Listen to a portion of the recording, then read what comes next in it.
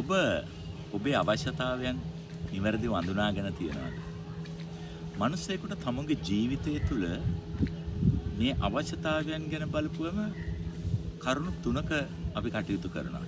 ඒ මොනවද තුන? එකක් තමයි එයාට අත්‍යවශ්‍ය දේවල් හමු වෙනවා ජීවිතය තුළ.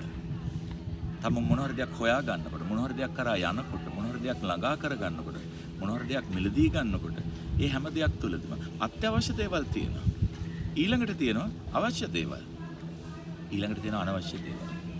අපි මදක් හිතා බලන්න ඕනේ අපි ජීවිතය තුළ හරියට අඳුනගෙන තියනවද මගේ අත්‍යවශ්‍ය දේවල්, මගේ අවශ්‍ය දේවල්, සහ මගේ අනවශ්‍ය දේවල්. ඒක හඳුනා ගැනීම ඉතාම වැදගත්. මිනිසුන්ගේ අවශ්‍යතාවයන් තියෙනවා සහ මිනිසුන්ට ඕනෑ දේවල් තියෙනවා. ඕන දේවල් කියලා කියන්නේ wants. හැබැයි ඕන දේවල් වල තෝරා ගැනීම තියෙන ඔබ ළඟ. අත්‍යවශ්‍යම දේ ඔබට ඒක ළඟා කරගන්නම වෙනවා. ඒකයි අඳුනා ගැනීම වැදගත් කියලා කියන්නේ. මම ඔබට තේරෙන්න පුංචි උදාහරණයක් කියන්න.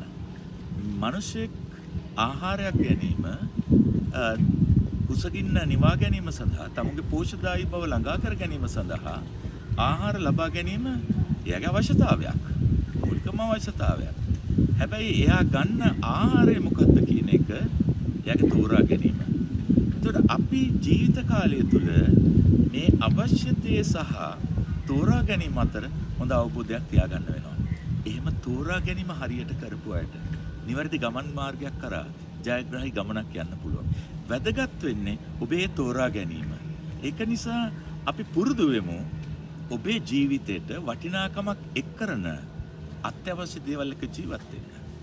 නැත්තම් අපි හැරිලා බැලුවොත් අපිට බොහෝ අඳුන ගන්න පුළුවන් වෙයි.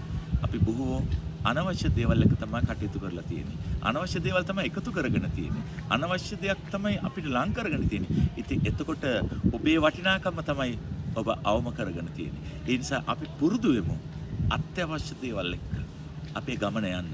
එතකොට ජීවිත ගමන හරිම සරලයි, හරිම ලස්සනයි. ඔබට මේ ලස්සන, වාසනාවන්ත, සරල, වටිනාකම් එකතු කරන අත්‍යවශ්‍ය දේත් එක්ක ගොනු වෙච්ච ලස්සන අනාගතයක් ප්‍රාර්ථනා කරනවා.